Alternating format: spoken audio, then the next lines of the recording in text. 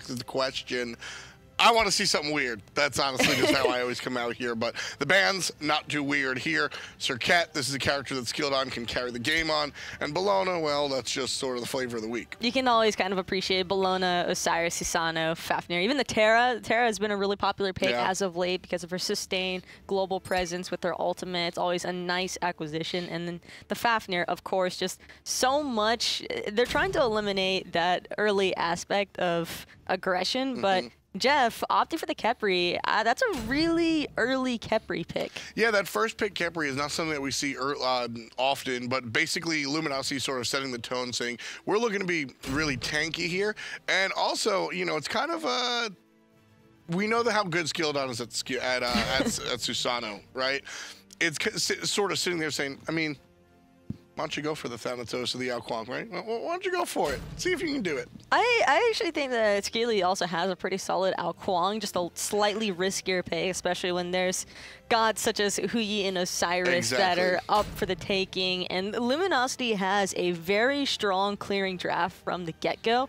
Noble, on the other hand, I'd say that theirs requires a little bit more execution for the 3v3 combination that they're running already. But Sol, excellent for objectives. Susano, powerful setup to combine alongside of MLC. And that could potentially be Sol in the dual lane, although I find it fairly unlikely. Yeah, I think Sol has solidified herself as a mid laner, so mid-jungle solo, it seems to really be locked down, although you never know. Wubbin might pull out the Hercules support. It's not something, so Herc support is one of those things that it doesn't always come inside the meta, but right now, it's kind of there. Herc support winds up just being a kill lane.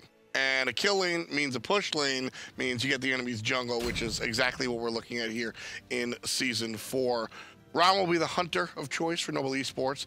And the last two picks for Luminosity, looks like we're going to see a Nemesis and a Poseidon. That is a very strong draft combination. A lot of wombo combo, especially between that Nemesis and Posi. Like that, it's so threatening when you have to constantly be aware of that on the map, especially when you're trying to be the frontliner Hercules or the Sobek, for instance. I think that Noble's certainly going to have to take a lot of care on their solo lane side of the map for those buff invades, because Osiris, Nemesis, Poseidon, that screams invade. Exactly. Noble Esports have an uphill battle to go here. Shout-outs to the Ratatasker ban that happened out there in the second round. Kind of interesting there, keeping Mask off the Rat, but will it keep Mask off of Noble? We'll see as we get here in the game. Luminosity versus Noble Esports. Our first game of the afternoon starts now. And I am already a pretty big fan of this mid lane matchup, considering that it will be Baskin versus Stealth. We've talked a lot about how Baskin hasn't really seemed to be finding his stride, and he is playing a god that we're very accustomed to seeing him on. We're seeing him play his favorite Poseidon. Oh, yeah. Teams keep allowing him to pick this god, so I'm not necessarily questioning his god pool, because Baskin's proven himself as a mechanical player, but whether or not he's going to be able to get away with a little bit of the less experienced portions, such as positioning for mid lane, is going to be the real question against somebody like MLC Stealth. Yeah, and when it comes down to it, look, I mean, Poseidon isn't single-handedly winning any games, right? He's a very powerful pick, but it's not one of those picks that you absolutely need to ban. Kind of feels like Karnanos currently, where he's strong. He's definitely on the top, but you don't auto lose if you don't ban him.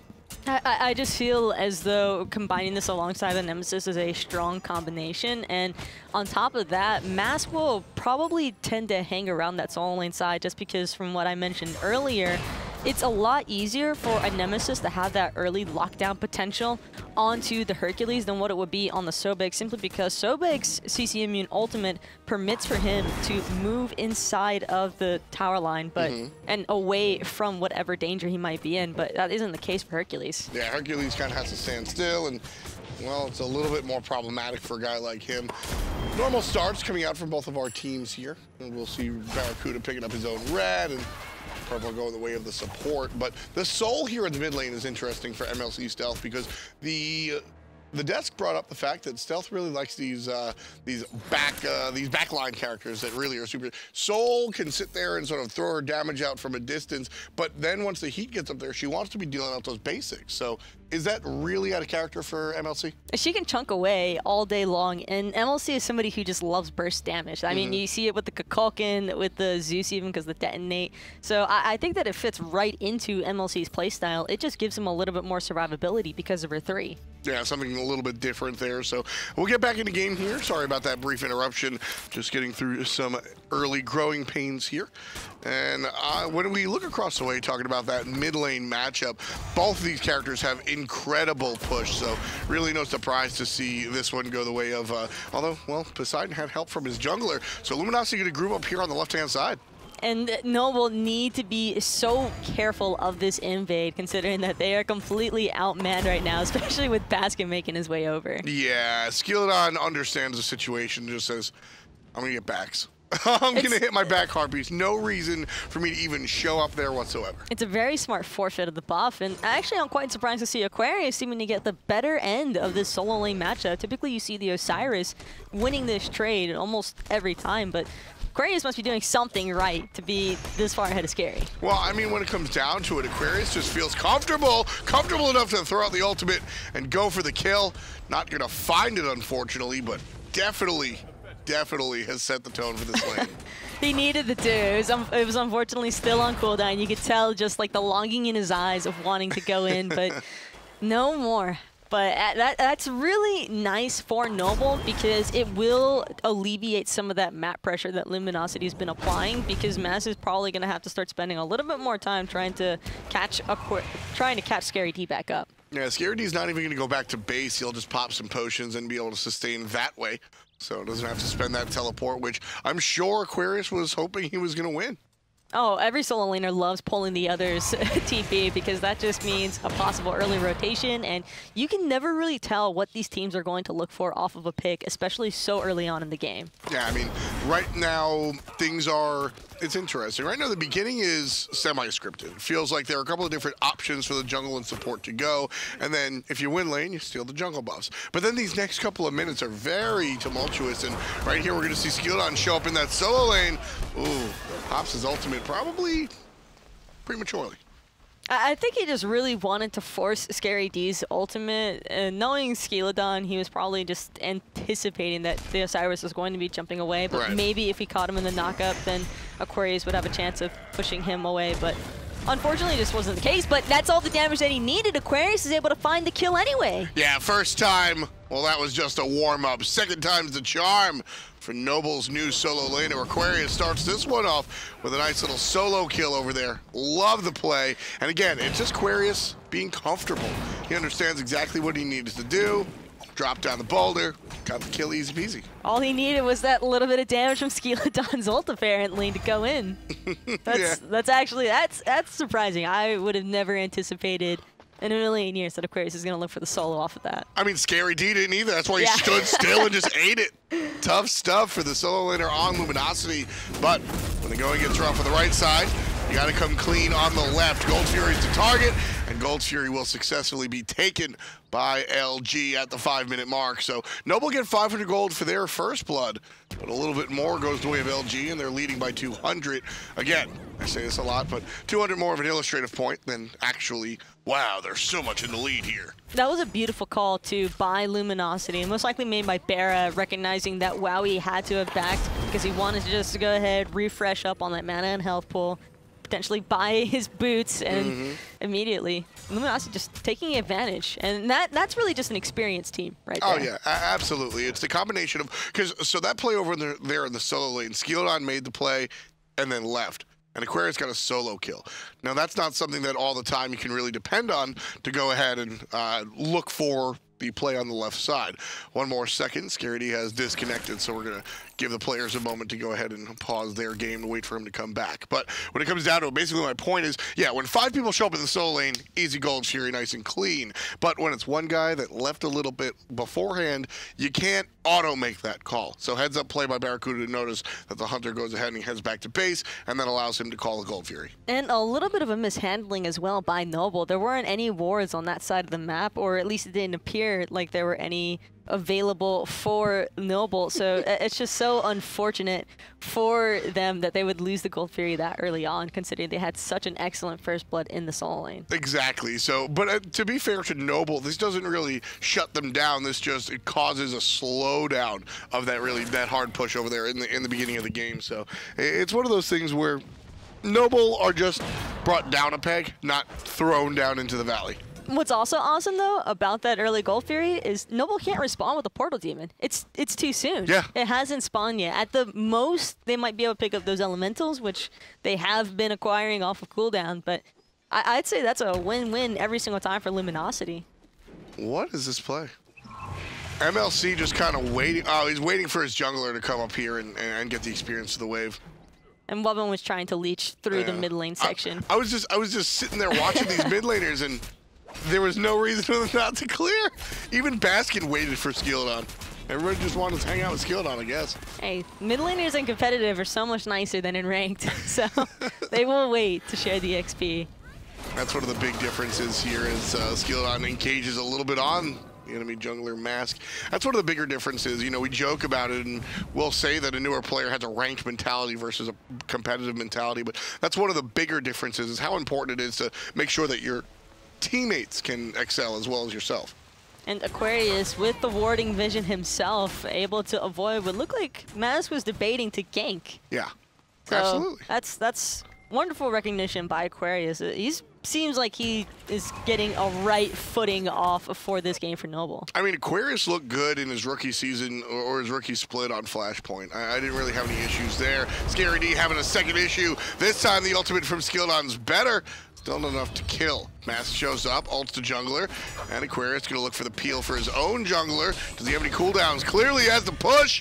Sends Mask underneath the tower, flips him back one more time. Tower hit won't be strong enough, but Skilladon lives to see another day, just like Scary did a moment ago. That gameplay, though, by Aquarius, forcing his beads, waiting for Mask's shield to be down so that he wouldn't kill Skilladon off of the one. That was just absolutely beautiful gameplay all around. I really have enjoyed watching Aquarius play. I think he's developed into, or is still developing into, a strong player. He's got a history in Joust, which is one of those interesting points of conversation because, listen, 3v3 Joust and competitive, ladder 3v3 Joust and competitive Conquest are two very different beasts, but the mechanical skill and the attention to the enemy's skills is paramount in both. I got to pull an aggro for a second because he always likes to say I used to be on the team with Chapo. Okay. Aquarius was actually somebody that I would play ring Joust with all the time, and it's just nuts to me to see the guy because he's probably somebody that I saw in rank that actually transitioned his skill level to the competitive aspect. And, you know, that goes along with the conversation we're having, not just rank Conquest, but also, you know, Joust, very different beasts, but there are some skills that translate. We always talk about the negative side, right?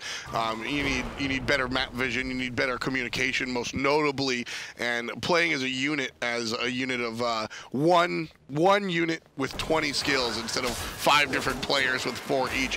Those are the negative sides when you have bad habits, but what are some positives that ranked can really bring into the pro scene? 100% the mechanics. You can learn a lot of solid mechanical gameplay through ranked. It can encourage bad habits at times if you're not careful. Of course, you can be a little bit lazy with your pathing on the map and things like that, but overall, you can actually practice your mechanics quite well. So when it comes down to it, it seems like all of the mistakes that come by way of ranked and stuff like that, some of the less competitive game modes are really just positional based. And as long as you keep in mind that things are a little bit more dangerous here, maybe a lot more dangerous, because there's a team worth of communication across the board.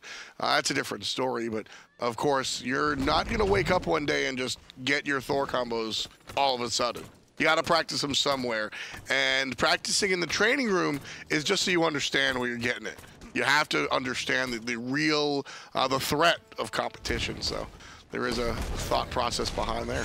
It's 2-1 every single time. It's just been on point nonstop. And on the other side of the map, I also really love how Noble picked up the Oracles. They ensured that they had the vision this time around for the Gold Fury, and not trying to let Luminosity have another freebie. Going back to that Hercules, once upon a time, and even still now, Hercules is sometimes shied away from by players because of the difficulty in confirming his damage. Aquarius knows no such thing. I even liked, so he finds the combo right there and then gets an extra couple of basics by just body blocking. He just hard screens Scary D by moving left to right, and Scary D gets crowd controlled by simply not being able to walk forward. And right now, I mean, I'm certain that Aquarius recognized that Scary D wasn't looking to back there. He was just feigning his back like most players will do whenever they're low, trying to hide around that wall surrounding their tower because they want the wave to push in so that way they can still get the XP back and then look for something. But that's all that Aquarius needed to do because now this Portal Demon, it's all Noble. Yeah, and before you said the Portal Demon wasn't even up before, well, Noble picked up the first Portal Demon 40 seconds after it spawns at the 10-minute mark. So Noble had that idea from the get-go. Because of that, they're going to take about a 500 gold lead, just inching forward to something that actually means something. 500 is just a nice small step. It's a couple of wards, but something that we've noticed recently here in our summer split is how important aggressive warding can be. And every single time, Mass is probably aware that they've got his speed buff on Mark. He's probably a little bit scared that he's going to have this big Hercules trying to stroll on over to his side. Yeah, I mean, look at where Noble's vision is. It's all on the enemy side of the jungle, and that just allows this idea of the term snowball is used so often, but this is really where that snowball comes from. We get a little bit of a lead, so I can ward your jungle. Now I have a slightly larger lead, so I can steal your jungle. Now I have a bigger lead, so I can defend your jungle. And, well, you don't get any jungle, and because of that, you're able to sort of catapult yourself into the top. I'm really excited, though, for when the next Gold Fury fight breaks out, because I'm almost certain that this is going to end up being a team fight pretty soon here on the Gold, simply because both sides have excellent engagement as well as disengage, but it's really going to come down to who gets the better end of when they decide to go in. Well, right now, everybody kind of even across the way. 13 and 13 are the levels of our hunters. And everybody pretty much on the left side of the map has been relatively even. It's the right side that's a little bit scary, but even there, Scary D is keeping even with the Hercules, despite just getting beat up all the time. So kind of experience with respect to experience, excuse me. Everybody coming up even. Wubbin might be a death here. Big Kraken after some help from the jungler. And Jeff Hindler is the one that's going to be able to secure that. Wubbin falls to the wayside. It's 5-on-4. Barracuda wrapping around the left, looking for a ricochet. Won't find it. But his team wants to start the Gold Fury. That requires Hunter skill. And because he's a little bit late, they're going to think about it 1 or 2 times before they actually commit to the pull. And that's the risk that you take with Sobek, trying to get the engage off. Wubbin just shy of marking Jeff on that Kepri, and it cost him his life every single time. And now it's Gold Fury. So last time Luminosity had the benefit of Baskin's ultimate for the secure. Won't have it this time around. Aquarius would have stolen it if Luminosity didn't leash that. And I have no idea how they saw that boulder. It just completely, that's just reflexes. Every single time. They saw it coming straight over the wall, and immediately everybody dips out of that circle trying to unleash that as fast as possible. And that's individual prowess and veterancy. You can make that call, and your team, the latency, I don't even mean internet latency, I mean brain latency. When you hear the call to back off, you're not going to make that fast. Everyone has to have that instinct to leave and leash the circle right then and there. Aquarius throws the boulder over the wall, and Luminosity just heads up play by the vets. And that goes ahead and gives them a 1,000 gold lead, our first real lead of the game. First real lead for Luminosity, and not only that, but it helps Scary D catch back up to Aquarius, who had a little bit of a lead over him as far as XP and gold was concerned, but now that his team's on the favorable end, Scary's catching back up, and whether or not he was getting bullied all game in lane, that doesn't matter. It's still a pretty big Osiris. He's going to be relatively tanky, and he'll make life hell for Wowie and MLC Stealth. So Osiris is a sort of chaotic team fight character. He just gets in the middle of everything, throws out the tether, and hopes he can slow people, right? Whereas Hercules does that. Tons of displacement. Scary D gonna get knocked up, pulled into the tower one more time. Mask is here, and I love that play by Mask. No intention of killing Skildon, but by ulting the jungler, he sends him out and ensures that Scary D is gonna get out of jail. Just completely trying to deter Skildon and Aquarius from pressuring any further, but even with them pressuring, they didn't really do all that much to Scary D. That's not the case, though, for Maz, who could be falling down right now, but Sunder going to be off the mark, and he's going to be out of danger. Every time, Aquarius is nailing this. And so I brought up a character comparison. I want your feedback here. Scary D can, after the tether's down, he's just sort of chasing who's probably going to be the hunter, right? He's just hunting down one individual player. Aquarius on the Hercules can bring a lot of displacement. Which character affects a team fight more so? I would probably say that Hercules can have a little bit more influence on the team fight, but it really could go either way. It just depends on target focus between these two gods. Hercules has a much easier time at displacing multiple gods at once, you know, like 2 or 3 in a team fight due to his 1, but Osiris can kind of just spam somebody down, and if you want to carry dead, you're looking at Osiris every time. And in this specific scenario, I really like the Hercules a little bit more because Scary D will get peeled by Hercules. You know, Scary D's gonna fight and try to hunt a single person down. Wow, he's taking a bunch of damage and be sent home by Barracuda. But Aquarius is gonna be able to show up and just hit him with the combo and really, literally peel somebody off. Right now, Scary D needs some peel himself. He's down to about 1 hit, safely under his tower for now. Wobbin dashes forward, not gonna find it. And that aggressive play by Barracuda that we just witnessed in the dueling is kind of what you expect to see happening as long as these two guys are remaining in that dueling by themselves, because Huyi tends to get a little bit more favorable matchup since his dash and catch out gods with dashes. Scary D gets pushed forward. He's in trouble. Half HP. There's the Kraken. He'll avoid it with an ult of his own. Jumping towards the back line, and there's a couple of shots from the Hunter. But Aquarius is in trouble. Maz gets a kill on the solo laner, and Wowie goes to the sky. Looking to take down Scary D. He only hits 2. Can't find the 3rd. Skeleton backs to base. It's going to be a 3-on-4 now. Make that a 3-on-5 as Scary backs to base, and Skeleton backs to base. Very just chaotic situation right there. Aquarius gets taken out sooner than he wants, and because Aquarius falls, Luminosity takes that team fight. I think if a Hercules is alive there, Taco, that goes Noble's direction. I think so too, but I don't see a Hercules surviving very long when there is not 1, not 2, but 3 Sunders on the side of Luminosity. Yeah, it's a lot of flat damage coming out onto the Herc. Ouch. Yeah, there's just not really much of an opportunity. This is where the disengagement starts to become a priority for either side, because there's also 2 Sunders on the side of Noble. It's just such a strong active right now. It's kind of hard to not pick up because it deals with tanks and warriors who try to do that beefy aspect so well. So for Aquarius, if he tries to go in too soon without his team being able to follow him up fast enough, then he's going to get Sunder to the face every single time and just pop. How did we get here? Sunder was once Polar Bear Mike's joke guild Blinkin' Sunder, right? Now, obviously, the item has changed a myriad of ways. Is it the flat damage? Is it the percent damage amplifier? What part of Sunder makes it so incredible right now? It was really just meditation getting nerfed and people looking to prioritize other actives, then recognizing that this is a bit of a tank meta, and considering that aspect, Sunder is the tank shredder. Well, here comes the tank from the left-hand flank. Aquarius finds the combo, but not able to finish it up as Barracuda jumps away to safety. Now trying to fight this tiny corridor against a Hou-Yi and a Kraken. Not a smart play by Noble. 3 players relatively low. One of them Wubbin, who's closest, but the dash from Mask brings him closer to the mid lane. Here comes MLC Stealth, away to safety. Jeff Hindler looking for a grab, won't find it.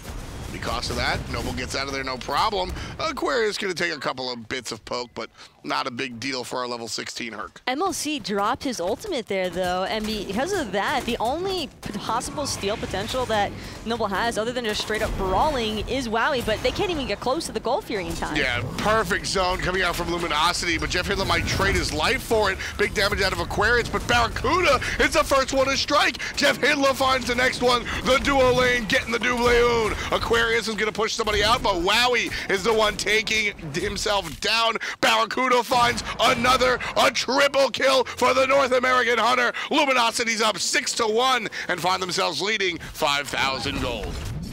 Barra has rage, and that is really all that needs to be said about that team fight. Not only do they secure the Gold Fury and push themselves ahead in that aspect, but the XP lead is starting to become pretty drastic. Yeah. A clean 4-for-0.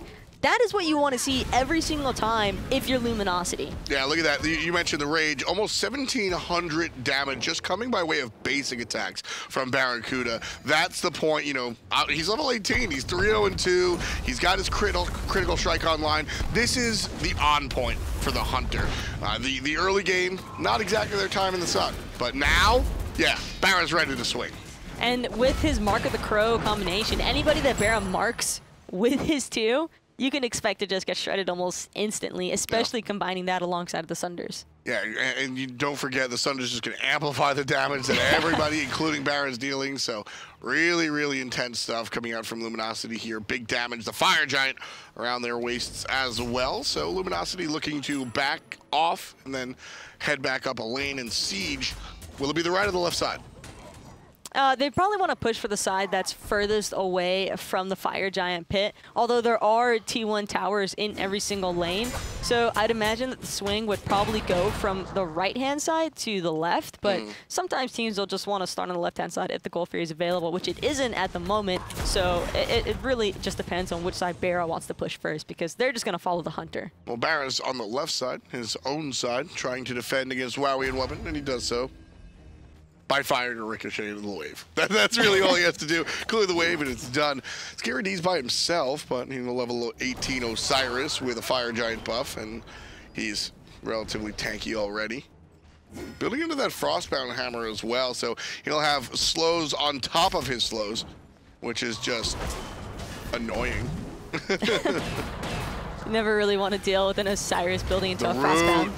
That's big money coming out from Jeff Hinland. He's going to just smoke out Skeleton. Help out from, well, Barracuda. Now Wowie's in trouble. Mask gets the kill off of help from Barracuda. Big damage from the Hunter. I mean, that is standard Smite, big damage from the Hunter in the late game, but Barra brings it to another level.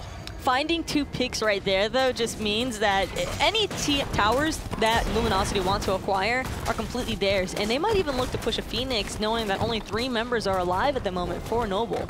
You might be able to look here, you know, and say the team fight at 18-ish minutes was the turning point of the game. But those 2 picks right there would be the final nail in the coffin, the straw that breaks the camel's back. Luminosity gets a lead. 5,000 and a Fire Giant buff is not something you scoop off of. You can defend.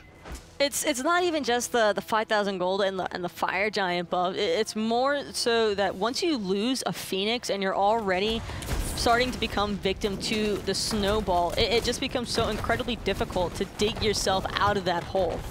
You just can't escape it. And that's sort of where I'm going, is that like 5,000 gold to Fire Giant buff. Look, man, we can play under a tower, we can play under Phoenix, and we'll be good. You lose 2 players, you're giving up auto, that Phoenix, the 2 towers. There's nothing that Noble can do to defend against that, and that becomes the point where Luminosity says, okay, we're the driver's seat to, okay, we win.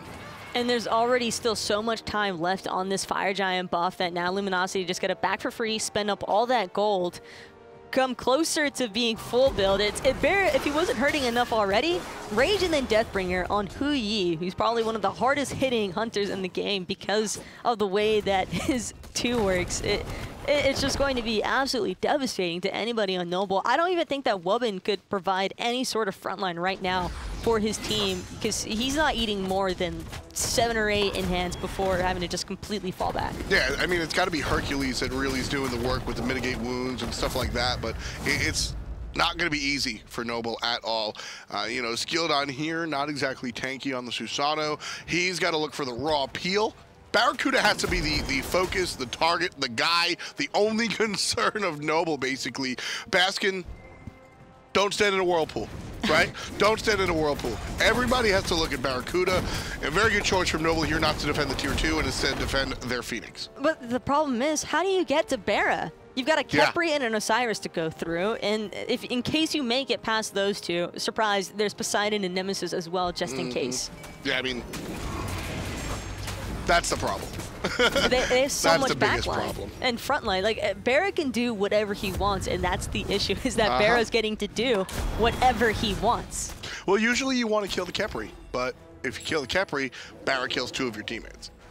So you have to sort of focus on finding Barracuda, bringing him out of there. Aquarius has to look for the flip into the kick, into a pull from Skeleton, right? I mean, this is a team with a lot of displacement, and they have to use that displacement to bring Barracuda away from his structures of comfort, if you will. Noble have to effectively burn out his actives, disengage perfectly so that they don't lose anybody themselves, and then re-engage in 100-0 Barra in no time at all. Yeah. Otherwise, it's just GG. Well, Barra finds the crit after a stun. and forces the runaway from Skeelodon. Luckily for Skeely, he was intelligent enough not to use his relics. Very important point that he has his beads and his Aegis there. Oh man, that fire giant just completely melted. And now Wubbin might find himself in a little bit of danger. Maz, though, just going to back off. Rest of his team wasn't there to follow up quite yet. Yeah, he's just trying to be annoying. Deal a couple of shots, see if Wubbin turns around and plays into it. If he doesn't, okay, we'll just group up. Everybody got Fire Giant. This should be the final push from Luminosity here. 4-0-3 on the Hunter, who was undoubtedly the MVP in this game. Top of the player damage, just a little bit above Aquarius across the way, who has had a stellar game, but unfortunately, early game. It didn't really translate into the mid or late. There's the displacement onto Mask, however. Jeff Hindla finds a target, grabs him, and they're gone. Scary D gets the credit, but everyone dealt damage to Wubbin in that abduct. 5-on-4 on the Phoenix. Dashing away is going to be Aquarius. Mask goes deep, so does Scary D on top of Wowie, and he dies to the hand of Scary D. 2 kills for the Osiris in this team fight. Phoenix is still being aggressed on by Baskin and the Hunter. It's still alive, but can't the same be said about the rest of the teammates. Phoenix being aggressed, and it will fall down. Mid down, left should fall in about 2 shots. A Fire Wave still available in that left-hand side for Luminosity, and now Mask, he wants more. He's trying to go in, can't find it, but Aquarius, he's trying to peel for himself. I don't know, he's gonna survive? No. Big 3-man push coming out from Aquarius. I liked it. Unfortunately, did not do enough for his team. Luminosity gonna clean up the Titan here, and down it goes, 11-1 in 27 minutes of play.